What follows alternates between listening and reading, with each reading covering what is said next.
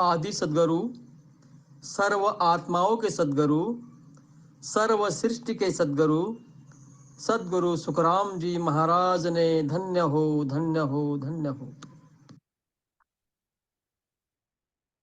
जैसा कि आप सभी को विदित है, ध्यान समाधि विषय पर साप्ताहिक सत्संग प्रत्येक रविवार सायं 8 बजे से 9 बजे तक होती है। विषय की गहनता को देखते हुए इस विषय की 2-3 साखियों की पुनरावृत्ति तथा सामूहिक चर्चा प्रतिदिन प्रातः 6 बजे से 7 बजे तक की जाती है।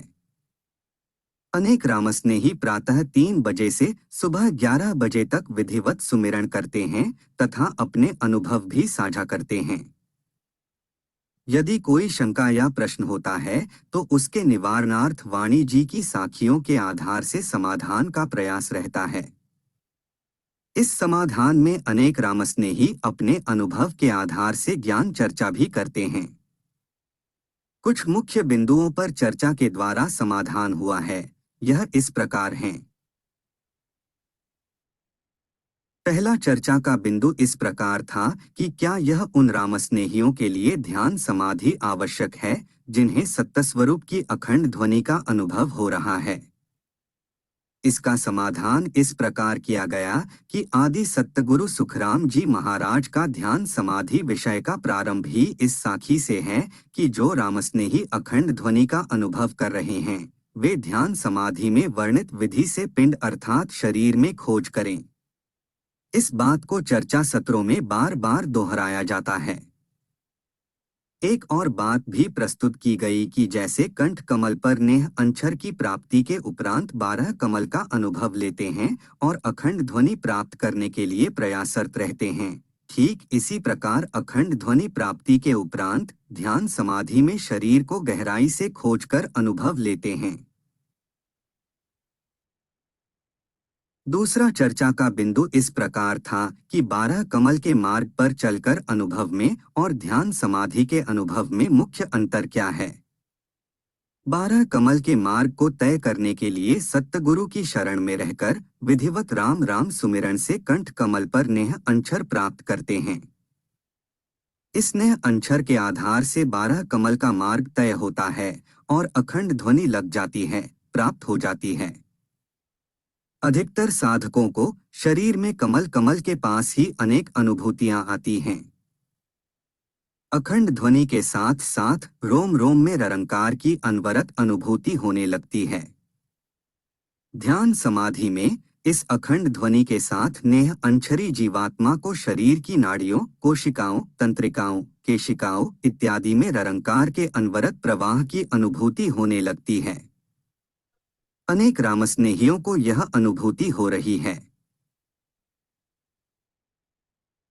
तीसरा चर्चा का बिंदु इस प्रकार था कि अखंड ध्वनि कैसे प्राप्त होती है और कैसी होती है। इसके समाधान के लिए चर्चा की गई और बताया गया कि विधिवत राम राम सुमिरन से जब 12 कमल पार करने के उपरांत 10वें द्वार पर पहुंचते हैं तो अखंड ध्वनि का अनवरत अनुभव आता है। ध्वनि कैसी होती है, इस पर 2 सत्र में सत्संग के माध्यम से आदि सतगुरु सुखराम जी महाराज की वाणी के आधार से विवेचन किया गया। इन दोनों सत्रों की रिकॉर्डिंग YouTube प्लेलिस्ट में उपलब्ध है। अधिकांश रामस्नेहियों को समझ आया और अनेक रामस्नेहियों को अनवरत अखंड ध्वनि आने लगी।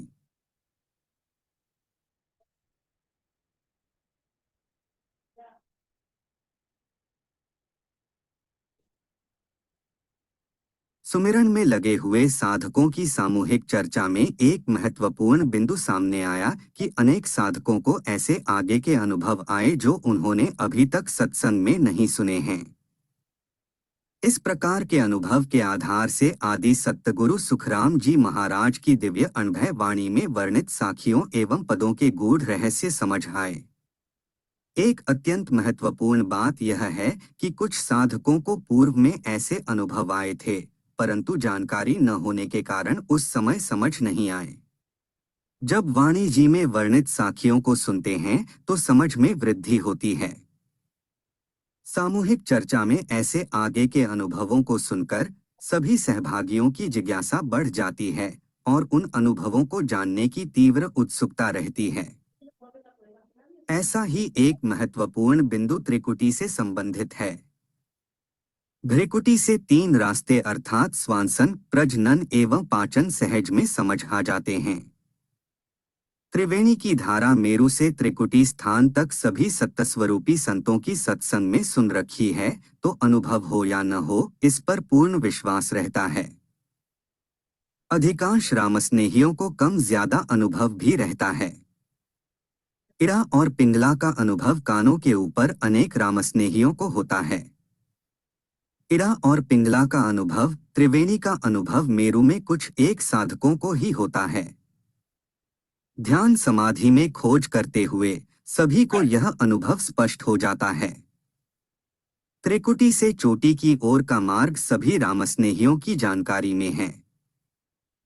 ध्यान समाधि में इससे संबंधित साखियां आगामी सत्संग में ली जाएंगी। पारब्रह्म सत्यलोक का वर्णन साखी संख्या 219 से 274, सिद्धशिला का वर्णन साखी संख्या 275 से 296 तथा अमरलोक का वर्णन साखी संख्या 297 से 313 तक है। साधकों की जिज्ञासा को देखते हुए इनमें से कुछ साखियां आज प्रस्तुत की जाएंगी। ध्यान समाधि में वर्णित क्रम अत्यंत महत्वपूर्ण है, इसलिए प्रस्तुत साखी की संख्या का विशेष ध्यान रखें। विषय की गहनता को जानने एवं समझने के लिए वर्णित मार्ग का अनुभव लीजिए तथा साखियों से मिलान कीजिए, ऐसा सभी से निवेदन है। तो इसमें अनुक्रमण का बहुत इम्पोर्टेंट है, बहुत ही महत्वपूर्ण है, और इसको स्वयं भी पढ़ना है, और जो लोग पढ़ नहीं सकते हैं उनको सुनना है और सुनकर अनुभव लेना है।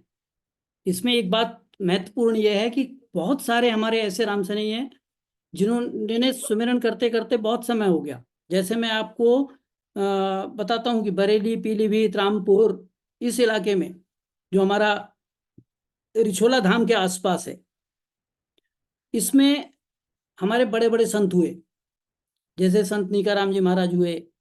वहाँ पर बड़े बड़े संत आते जाते, जैसे सेठ साहिब राधा किशन जी, हमारे निर्भय राम जी महाराज, हमारे मेरे गुरुदेव युक्तिराम जी महाराज, फिर हमारे और बहुत सारे संत, अनवय दास जी भी वहाँ पर गए, और वहाँ से हमारे ज्ञानेश्वरी बाई हमेशा ही वहीं उसके पास ही रहती थी, तो बहुत सहजता से उपलब्ध थी। इस तरह के संत हमारे मौजूद रहते थे वहाँ पर।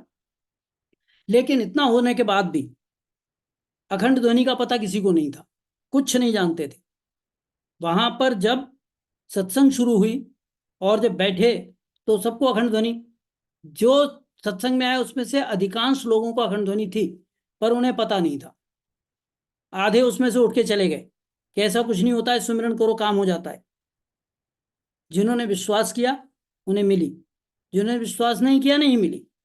तो ये स्थिति हमारी समझी हुई, देखी हुई है, और मैं उसी गांव में पला बड़ा, इसलिए मुझे उसका बहुत पता है। और उस इलाके में मेरा बचपन बीता है, और नीकराम जी महाराज के साथ भी रहा मेरा। निर्भय राम जी महाराज को देखा, युक्तिराम जी महाराज से मैंने शब्द भेद लिया। तो इस तरह से जीवन व्यतीत किया। वहाँ पर बाबा नारायण दास रहते थे, बड़े बड़े संत वहाँ पर मौजूद रहते थे, हमारे केवली संत। तो इस तरह से इसमें है, जैसे हम अखंड ध्वनि का हमने देखा, वैसे ही ध्यान समाधि की भी अनुभूति बहुतों को होगी। इसमें मेरे पास कई हमारे साधकों का फोन भी आया मेरे पास कि हमें तो पहले से ये सारी अनुभूति आई जो हम सुन रहे हैं। तो ये बहुत अच्छी बात है, उस पर कोई प्रश्न चिन्ह नहीं है। तो इस बात को ध्यान रखें। दूसरा ये है कि इसमें जो गुरु महाराज फरमाते हैं, उन साखियों में हमारे समझाने में कमी रह सकती है, क्योंकि हम 5% ही उसको खोल पा रहे हैं, 10% खोल पा रहे हैं। और बार बार हमने देवन से कहा कि 2 चीजें इसमें और भी हैं, एक 5 ज्ञान और एक अमर प्रेस तक आना। जो हम पिछले, जो हमारे संत हो गए, उन्होंने जैसा वर्णन करा, उन्होंने जैसा अनुभव लिखा, वैसा आज मेरे पास नहीं है, या जो जिन लोगों ने प्रस्तुति तैयार की उनके पास नहीं है। ना तो हम 5 ज्ञान को जानते हैं, ना उसको जानते हैं, और उसके क्या महत्व है उस पर भी चर्चा करना हमारे लिए संभव नहीं है। अब हम आज जो बात करेंगे तो इस स्लाइड में जो आप देख रहे हैं 7 नंबर पार ब्रह्म सतलोक, इससे हमने कुछ साखियां ली, सिद्धशिला की कुछ साखियां ली और अमरलोक की कुछ साखियां ली। क्या प्रयास किया कि कैसे तो इस जगह पहुंचते हैं, उसका क्या चिन्ह, वहां पर अनुभव क्या आता है, वहां के लक्षण क्या हैं उसका, और लास्ट में ये कैसे पता चला कि हम वहां पर थे। बस ये 3 चीजें कवर करी हैं। उस हिसाब से आप इसका आकलन करें आगे की प्रस्तुति का और उसमें अपने सुझाव रखें। तो पहली साखी 228 नंबर ली कि दसिया गुरु प्रताप सु साहब सन्मुख होय, हम बल सु सुख राम जी बारी खुली न कोय। गुरु महाराज क्या इसमें कहना चाहते हैं और क्या हमारे संतों ने भाषांतर लिखा है। तो भाषांतर कभी कभी क्या होता है कि भाषांतर समझने में फर्क रहता है। हम भाषांतर कुछ समझते हैं, संत कुछ समझाना चाहते हैं। जैसे गुरु महाराज वाणी जी अपनी लिख गए, उसको तरह तरह से लोग भाषांतर आज कर रहे हैं। आपको उसके भाषांतर जगह जगह मिल जाएंगे। हमारा भाषांतर हमारे सेठ साहिब सूरजमल जी ने पूरा प्रसार कर दिया हमारे राजस्थान के अंदर। उस पर और कार्य किया हमारी संत सुलोचना बाई जी ने, उस पर कार्य किया संत हजारी लाल जी ने। ये हमारा राजस्थान के एरिया में काम हुआ। इसी तरह से महाराष्ट्र के अंदर सतस्वरूपी संत सेठ साहिब राधा किशन जी ने भाषांतर किया, जो हम यहाँ प्रस्तुत कर रहे हैं आपको। आप स्लाइड में आराम से पढ़ें। उसके बाद उस पर कार्य करने के लिए हमारे बहुत सारे संत वहां सत्संग बराबर करते रहते हैं, लेकिन प्रस्तुति किसने की, हमारे बड़े भैया हैं जलगांव में जगतपाल जी।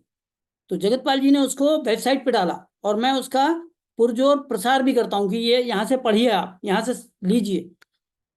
लेकिन क्या हमें आंख बंद करके समझ लेना है कि यही साखी का अर्थ है? ऐसा ना करें। अनुभव लें, जहां समझ नहीं आता है वहां संतों से डिस्कस करें, पूछें। तो ऐसा ही यहां पर आपको थोड़ा थोड़ा अंतर मिलेगा, जो हमारे प्रस्तुतिकर्ता हैं उनके समझाने में और जो साखियों में अर्थ लिखा है उसमें, और उसको आप वहीं पर रोक सकते हैं, पूछ सकते हैं। तो जैसा यहाँ लिखा है, सतगुरु के प्रताप से खिड़की के अंदर प्रवेश कर मैं मालिक के सन्मुख हुआ। वो खिड़की मेरे बल से खुली नहीं, वो खिड़की सतगुरु के प्रताप से खुली, ऐसा आदि सतगुरु सुखराम जी महाराज बोले। ये इसका भाषांतर सेठ साहब ने दिया। इस साखी में त्रिकुटी से चोटी की ओर प्रथम मार्ग का वर्णन है। जिस बारी अर्थात खिड़की झरोखा का वर्णन है, वहां यह सब सुरति, निर्ति, अंशया, मन, 5 आत्मा, 9 तत्व का लिंग, शरीर इत्यादि नहीं पहुंचते हैं। यह स्थान निराकारी शिवब्रह्म और शक्ति के स्थान से आगे है। यह सब जानकारी इससे पूर्व की साखियों से ले सकते हैं। यह बारी अर्थात खिड़की हंस के बल से नहीं खुलती है। मन और 5 आत्मा यानी कि मन के साथ शब्द, स्पर्श, रूप, रस, गंध, यह सब हंस का बल हैं। इस सब से खिड़की नहीं खुलती है। जिन पुल में खिड़की खुली तब ऐसी विध होय, 7 मुख सुख राम के हंसे सुध ना कोय।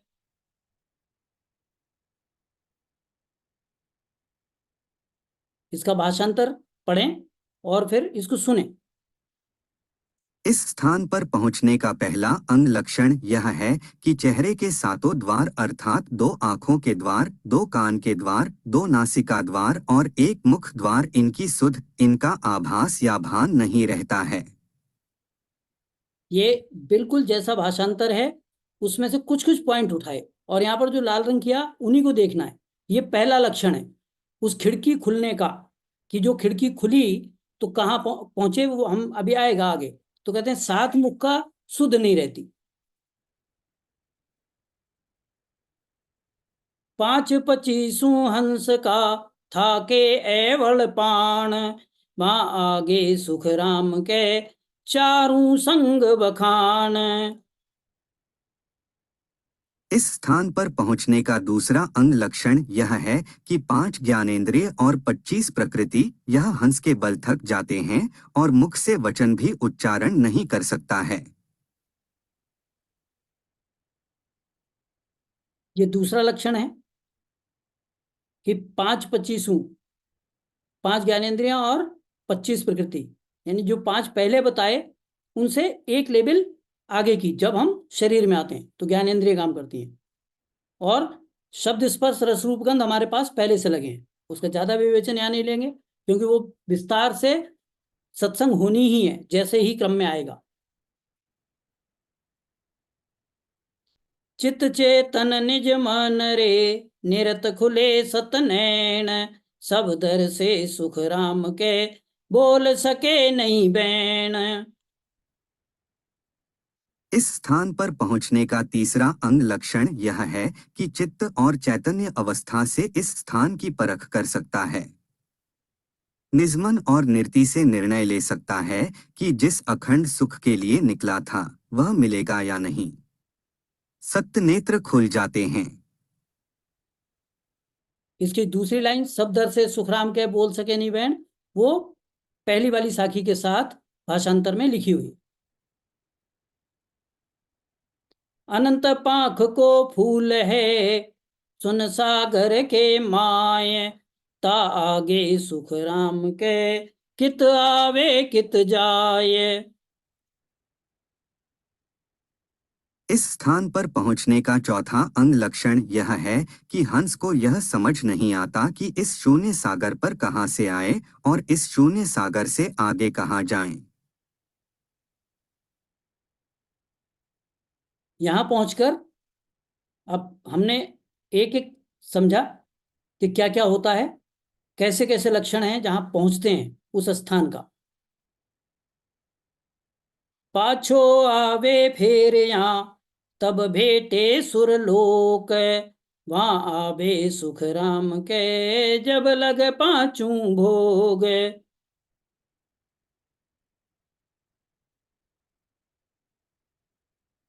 जब कोई मार्ग नहीं सूझता है तो इस स्थान से वापस आ जाता है। तब फिर ऐसे स्थान पर वापस पहुंचता है जहां सातों स्वर या सातों द्वार भोग ले सकते हैं। यह साखी निराकारी देश की है, इसलिए सुरलोक का अर्थ देवलोक नहीं लगता है। यह वापसी का स्थान त्रिकुटी है, जिस स्थान पर कुदरती 5 सुख मिलते हैं। इस साखी में यह समझना आवश्यक है कि अखंड ध्वनि प्राप्ति के उपरांत भी त्रिकुटी पर अनुभूति आती रहती है। जब साधक इस अनुभूति के स्थान पर ध्यान वापस लाते हैं तो इसको समझ पाते हैं। अनेक साधकों ने ऐसी अनुभूति ली है। यह उपदेश या समझाने की बात नहीं है, अनुभव की बात है। सभी से निवेदन है कि ध्यान समाधि से अनुभव लेने का प्रयास करें। इसमें जो भाषांतर है और जो कह रहे हैं उसमें ज्यादा अंतर नहीं है। यहाँ पर जो लिखा है शब्द स्पर्श रस रूप गंध, उसको लेने वाले ये 7 द्वार हैं। और गुरु महाराज ने क्या फरमाया कि ये कुदरती इनका सुख ये जीवात्मा लेती है। और कहाँ लेती है, किस स्थान पे लेती है कि वो त्रिकुटी स्थान है, नैनों के बीच में लेती है। वहाँ ये कुदरती सुख आते हैं। और नीचे लेती है तो कैसे सुख आते हैं, इसके बाद इनका विस्तार कैसे होता है कि इसमें लिखा है कि कुछ सुख तो सहज में लेते हैं, जैसे नाक का सुख और आंखों से देखने का सुख ये सहज है, कानों का सुख सहज है। लेकिन जिव्या और स्पर्श का सुख मेहनत से लेना पड़ता है। तो फिर कौन सी ऐसी जगह जहां 5 भोग सहज में मिलते हैं, त्रिकुटी है। कहां से वापस आया कि जहां खिड़की खुली थी वहां से वापस आकर और त्रिकुटी आ गया। नियंचर उसका कहाँ है, अखंड ध्वनि कहाँ पर है, अखंड ध्वनि का कोई और स्थान नहीं है। अखंड ध्वनि हमेशा से ही वहीं पे आती है, वो 10वें द्वार पे ही है और कहीं होती नहीं। लेकिन यहाँ गुरु महाराज 250 नंबर साखी है, साखी नोट करें, इसको देखें। और इसमें कहाँ गलती हो रही है कि अगर ये 3 मार्ग नहीं है तो गुरु महाराज बताते हैं इससे वापस आता है, वापस आके कहाँ जाता है ऐसे भी बताएंगे। ऐसी गत कर तार की कहा सुनाऊं आन, रूप नदर से रंग सो सुखिया नाद बखान। इसके भाषांतर में थोड़ा सा खुलासा किया है और कुछ नहीं किया है। यह करतार की गति क्या सुनाऊं, रूप और रंग कुछ नहीं है, इसलिए यह बताता हूं कि नाद अर्थात ध्वनि है। यहाँ नाद का अर्थ चिदानंद के नाद से नहीं है। हंस यानी कि जीवब्रह्म को भी नाद कहते हैं। इस साखी में इस जीवब्रह्म की भी बात नहीं है। तो आप नाद जो है 2 तरह से देखेंगे कि आनंद लोक नाद जहां गाजे, एक ये साखी आती है। एक नाद आता है कि अनाद शब्द सु नाद हुआ, यानी पार ब्रह्म देश से जीव ब्रह्म निकला। जहां शरीर में जाता है नाद से पहचान होती कि जीवित है या यहाँ मौजूद है, इस शरीर में है, तो उसको भी नाद वर्णन किया हमारे संतों ने जगह जगह। और एक नाद वर्णन करा गया जहां पर चिदानंद ब्रह्म का स्थान है, आनंद का स्थान है, वहां पर नाद है, ऐसा सुख है वहां का। ऐसा वर्णन 3 ब्रह्म के 13 लोकों में आता है। यहां जो बात कर रहे हैं, कहाँ कह रहे हैं कि जहां हम पहुंचे थे वहां पर वो नाद है, अखंड नाद है, ध्वनि की बात कर रहे हैं। खरा खरी बाता कहूं वाकी व्याम में लाए, कहता है सुख राम जी सुख दुख एक न माए। जिस जगह पहुंचे थे वहां क्या स्थिति थी उसको गुरु महाराज कहते हैं मैं खरी बात बता रहा हूं। वहां पहुंच के ये मत समझो कि आप मेरे देश में पहुंचे। इसलिए गुरु महाराज कहते बार बार कि तुम मेरे रास्ते चलो, मैं तो उस देश में लेकर जाऊंगा अमरलोक में। सही सही बात यह है कि वहाँ सत्यलोक में जगत के जैसे सुख और दुख एक भी नहीं है। गुरु महाराज कहते कैसा जगह है वो जहाँ सुख दुख नहीं है। कहाँ का देश हुआ? पार ब्रह्म का। उसको कभी भी सत्स्वरूप का देश मत मानो। सत्स्वरूप का देश वो है जहाँ सुख ही सुख है, अखंड सुख है। उसका जो तत्व आता, उसका जो तत्व प्रकट होता है, उसमें भी आनंद, उसमें भी सुख है। एक सुख मानने का होता है, उसका भी गुरु महाराज ने बताया कि सुख तो बहुत हैं। सत्स्वरूप आनंद पद ने अंशर नाम ग्रंथ में गुरु महाराज ने समझाया। जब उस पार ब्रह्म के सोम साधना वाले ध्यानियों से बात हुई तो गुरु महाराज ने फरमाया तुम भी सुख लेते हो, तुम भी नाद समझते हो। और हमारी जो क्लैरिफिकेशन हुआ ध्वनि का, उसमें भी बताया गया कि सुख तो ले रहे हो आप, उसको ही सुख समझ रहे हो, लेकिन वो सुख नहीं है जो मैं बात करता हूं। तो इसलिए क्या करना है कि वो रास्ता अलग है, वो चीज अलग है, वो बात अलग है। ऐसा गुरु महाराज बताते, यहाँ उसका क्लैरिफिकेशन दे रहे हैं। परसा 10वें द्वार को तिन में फेर न कोय, केवल बिन सुख राम के वाजन सत न होय। बहुत बड़ी बात है, इसको देखें। वहाँ पहुंचकर कैवल्य ज्ञान प्रकट नहीं होता है, इसलिए वहाँ पहुंचकर सत्य प्रकट नहीं होता है, सत्य स्वरूप नहीं मिलता है। गुरु महाराज कहते हैं 10वें द्वार पे पहुंचा, अनुभव लिया, कोई संदेह नहीं है, लेकिन केवल्य है क्या वो? कहते जो मेरा केवल है वो नहीं है, मैं जिसकी बात कर रहा हूं वो नहीं है। तो ये हमने पार ब्रह्म सतलोक की बात समझी, जहां की ध्वनि होती है। जिन संतों को अखंड ध्वनि आ रही, राम राम रटा, वो सब सब सही है, कोई उसमें दो राय नहीं है कि वो नहीं पहुंचेंगे। लेकिन रास्ता ऐसा है, ये रास्ता भी राम रट के ही पहुंचे हैं, इसको भी शरीर में खोज करना है। आगे गुरु महाराज क्या फरमाते हैं उसको देखते हैं। बड़ा तिथंगर सूरवा केवल में सब सार, ताही को सुख राम के ओ ही धाम विचार। जैसा पूर्व की साखियों से समझा, जिस स्थान पर पहुंचकर कैवल्य प्रकट नहीं हुआ, वहां से 5 सुखों की जगह त्रिकुटी वापस आ गए। अब तीर्थंकरों के धाम पहुंचे, सिद्धशिला पर पहुंचे। यह त्रिकुटी से चोटी की ओर दूसरा मार्ग है। इसमें थोड़ा सा संशय रहता है। क्यों रहता है? उसका कारण यह है कि हम ऐसा अनुमान लगाते हैं कि ये पार ब्रह्म, इसके साइड में सिद्धशिला और उसके आगे निकले तो 10वें द्वार से खुल गया। ऐसा नहीं है।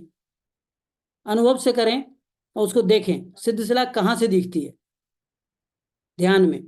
उसको पूरी तरह से पाने के लिए ध्यान समाधि करना है। जब हमारा शब्द, वो जो अखंड ध्वनि है वहीं रहती है, और हमारा अनुभव कहाँ आता रहता है? त्रिकुटी पे आता रहता है, बार बार आता है, बार बार आता है, हर एक को आता है।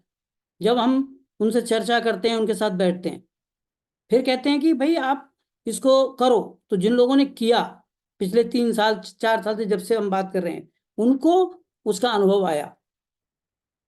तो इसलिए यहाँ पर ये जो मार्ग है जो चोटी की ओर जा रहा है, सिद्धशिला है, गुरु महाराज ने उसका वर्णन करा है कि वो इतनी है कि पंखी पर से झीणी है, और 3 लोग 14 भवन सब उसके नीचे आ गए, ढकी हुई है, जैसे आकाश है पूरा ढका हुआ है। ऐसे ही हमारे इस ब्रह्मांड पे जो सेरिब्रो स्पाइनल फ्लूइड है, वो मस्तिष्क को घेरे हुए है। उसके ऊपर की जो लेयर है, ऊपर की जो मेम्ब्रेन है, वो जो है उसको जब तक जाएंगे, उसके ऊपर का स्थान तीर्थंकरों का स्थान है। वहां पर ये मग्नि मुनि मिलते, वहां पर ये समझ आते, वहां पर ये अरस परस दीदार है इनका। तो ऐसा ये स्थान है। तो हमने देखा कि ये तीर्थंकरों का धाम है। आगे बताते गुरु महाराज, यूं कुदरत को खेल है, केवल उपजे नाय, बैठा तो सुख राम के, सुध बुध 10वें माय। ये भी 10वें पे पहुंचे। ये कुदरत का खेल है कि केवल नहीं उत्पन्न होता, केवल नहीं आता। तो गुरु महाराज क्या फरमाते? कुदरत का खेल ऐसा है कि सुध और बुद्धि से इस स्थान पहुंचने पर कैवल्य ज्ञान प्रकट नहीं हुआ। तो इसलिए गुरु महाराज कहते कि जब जहां पर केवल उत्पन्न ही नहीं हो रहा, उस जगह पहुंच के हमारा काम नहीं होगा।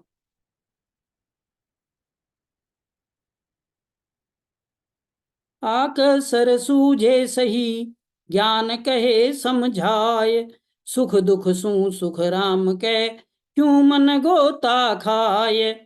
कैसे पता कि केवल नहीं प्रकट हुआ? उसका बताया गुरु महाराज ने। और भी साखियां हैं बीच बीच में, अध्ययन कर लें।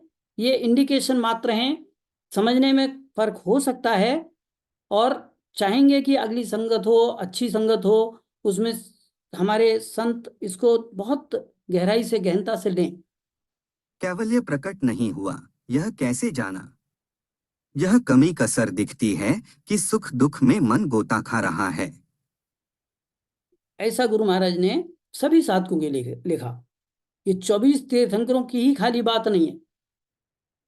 उनके मन गोते खा रहे नहीं खा रहे हमें नहीं पता, लेकिन जिनको आज 40 साल 50 साल हो गए, उनसे हम चर्चा करें, उनसे हम बैठें, हम इसको खुले मन से देखें इन साखियों को। आगे गुरु महाराज क्या कहते हैं? जो साखी है उसका अर्थ गहरा है, उसको समझना है।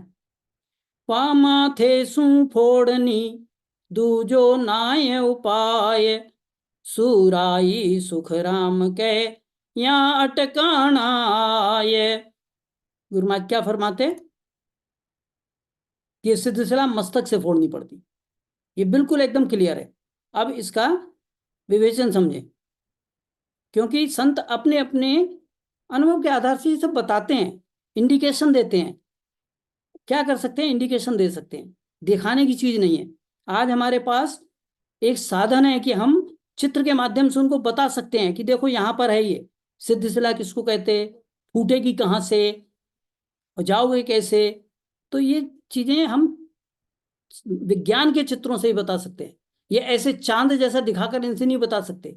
उसको दिखाना होगा, देखिए सेरिब्रो स्पाइनल फ्लूइड है जो काली लाइन दिखाते हैं, उसके ऊपर दिखाओ, ये देखो ये सिद्ध शिला दिख रही है जो तुम्हारे ऊपर है, इसको फोड़ने के रास्ते ये 2 पॉइंट दिख रहे हैं, इसमें से ये वाला पॉइंट से ही जाओ, ऐसा करके वो हम चित्रों के माध्यम से समझाने का प्रयास करते हैं। तीर्थंकरों के धाम सिद्धशिला को मस्तक से फोड़ना पड़ता है, मस्तक से ही पार करना पड़ता है। यह सिद्धशिला निराकारी है, हंस भी निराकारी है, नेह अंछर भी निराकारी है, तो मस्तक का क्या अर्थ है? इसे ऐसा समझा है कि मस्तक की दिशा से अर्थात माथे की दिशा से नेह अंछर के साथ सीधा 10वें द्वार आना होगा, तब ही सतगुरु के संग से सिद्धशिला फूटेगी, पार होगी। यहाँ पर नियंचर सतगुरु वही है, और गुरु महाराज ने इसको जगह जगह वर्णन भी किया है।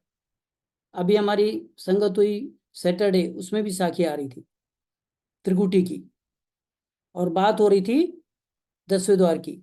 तो ऐसा गुरु महाराज ने राजा के संवाद में भी बोला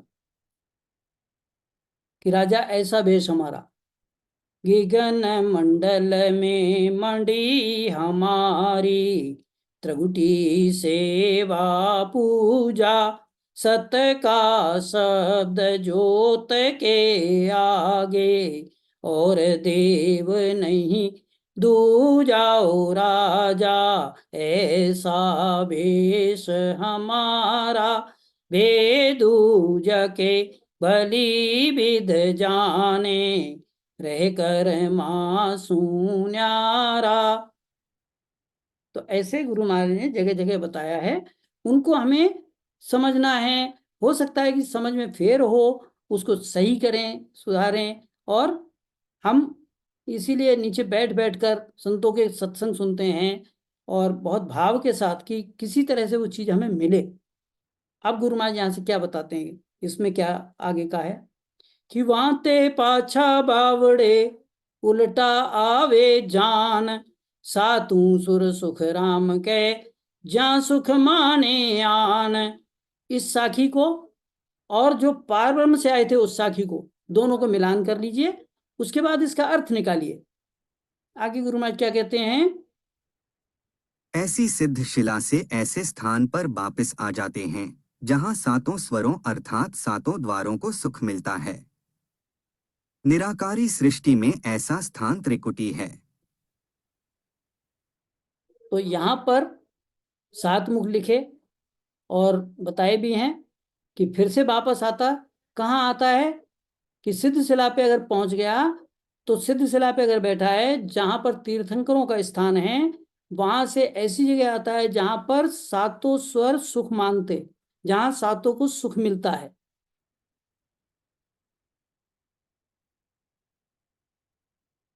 सिद्ध शिला को फोड़ के चढ़िया संत सधीर, वहां आविद सुख राम के हंसो सायर तीर।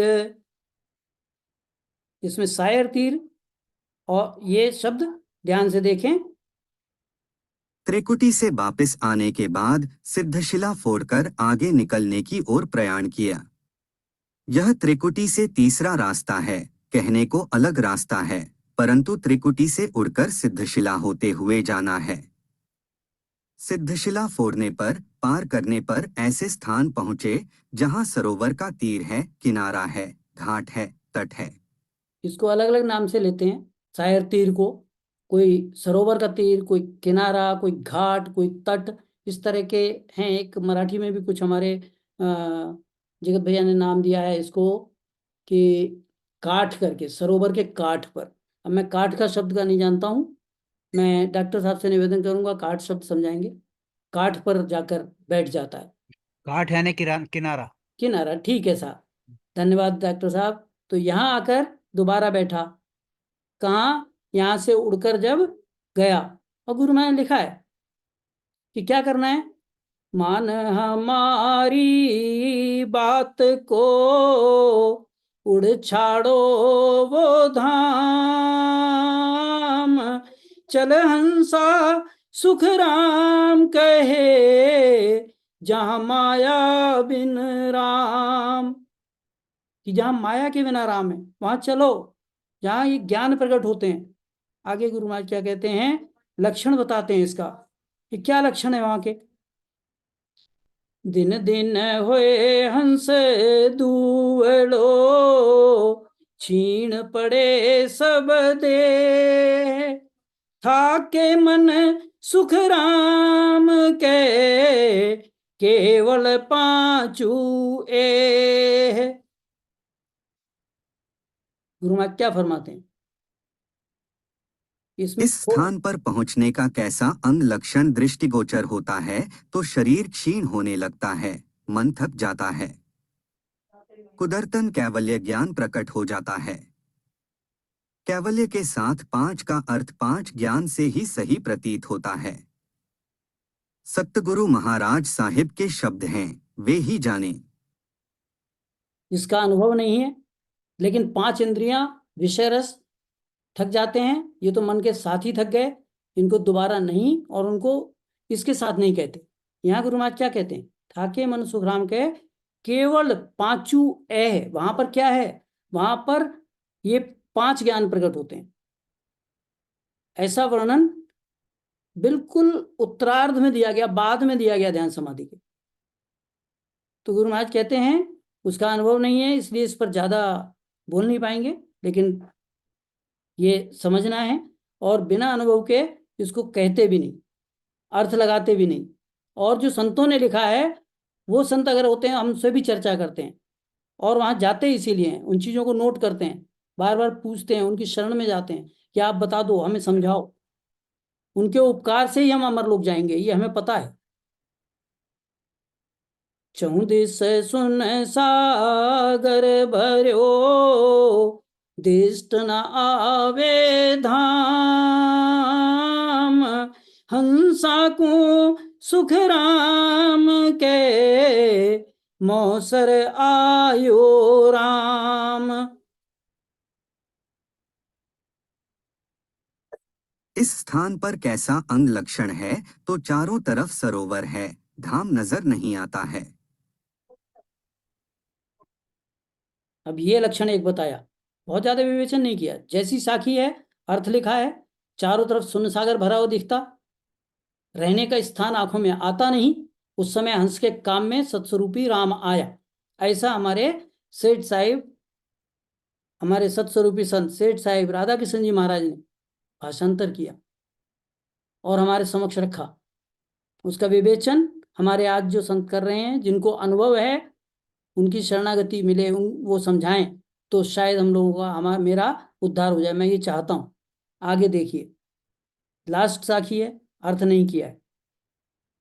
जेवा पहुँता मोख को, मिलिया दसवें द्वार, अब सांसो सुख राम के, मेरे नहीं लिगार।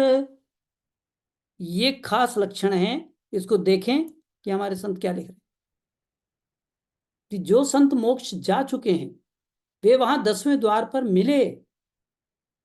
मोक्ष पाने की चिंता, फिक्र, शंका जैसी कोई बात नहीं रही। ऐसा गुरु महाराज ने वर्णन किया।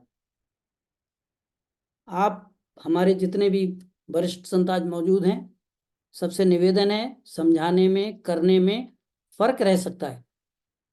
और एक निवेदन मेरा रहता है सभी से कि आप इसको मतलब जो अर्थ अनुभव में आया, समझ में आया, वो हमें सबके समक्ष रखना चाहिए, गुरु कार्य करना चाहिए। लेकिन जो समझ नहीं आया वहां पर उसको छोड़ देना चाहिए, जैसा हमारे सेठ साहिब ने किया है। अब यहाँ पर आप सभी संतों के मार्गदर्शन की अपेक्षा के साथ आज की प्रस्तुति को विराम देते हैं। अब मैं एक साखी आपको दिखाऊंगा। सत्संग में मैं इस विषय को बहुत सुनता रहता हूं बड़े ध्यान से, कि कहीं कोई सटीक बात मिल जाए, लेकिन भाषांतर पढ़ने वाले ही मिलते हैं। सटीक बात करने वाला मुझे नहीं मिला, आज भी मैं खोज में हूं। निरख्यो नगर दिष्ट सब आयो, गली गली हम फिरिया, 14 सहस 75 66 लंग पार उतरिया। आत्मसार ग्रंथ की है। इसका भाषांतर किया गया कि शरीर रूपी शहर में फिरने से नाड़ नाड़ गली गली देखी। 5 कर्मेंद्रिय, 5 ज्ञानेंद्रिय, मन बुद्धि चित्त अहंकार, ये 14 शेष 75 66 घाटे को लांघकर पार किया है। इसमें नहीं खोला 75 क्या 66 क्या।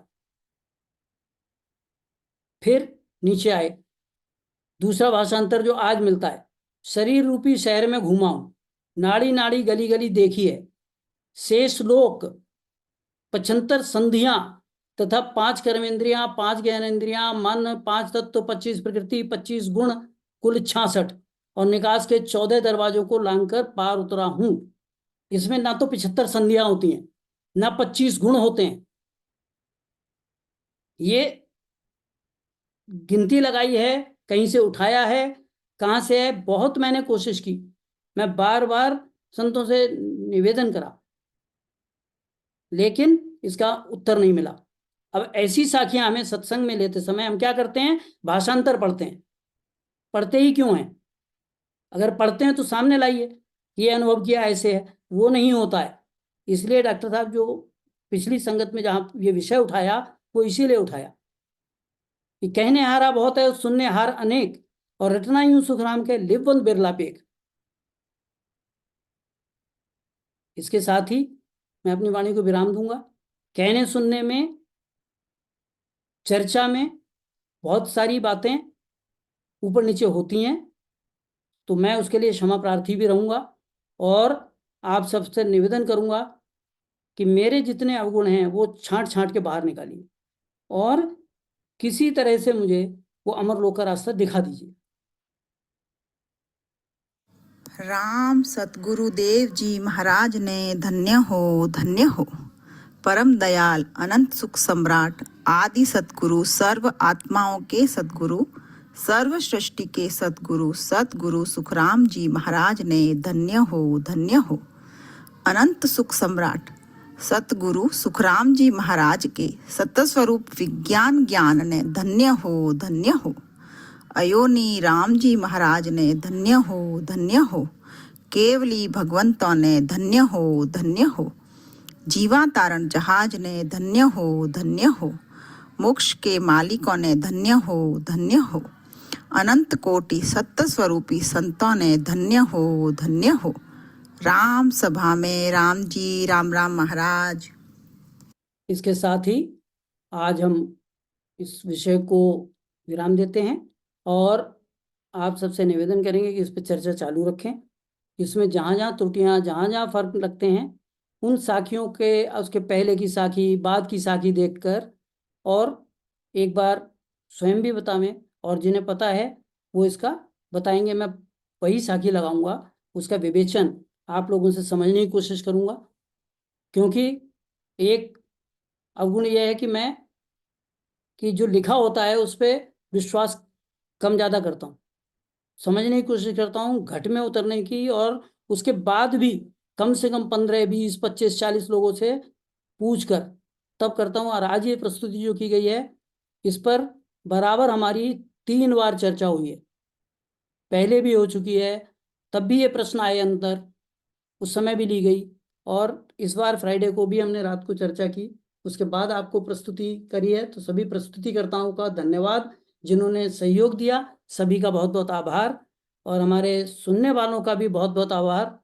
और जो ध्यान से सुनते हैं, इस विषय को समझते हैं, इसकी गहनता को जानते हैं। राम राम सा, प्रणाम सा। मेरी भूल चूक माफ करना, जहाँ कहीं हो मेरा मार्गदर्शन करना। सब संतन सु बीनती सतगुरां सु प्रणाम, बिरध तुम्हारा जान के सहाय करो हरियाण। आपको परमात्मा मानता हूँ, आप मेरी सहायता करो। राम राम सा, प्रणाम सा।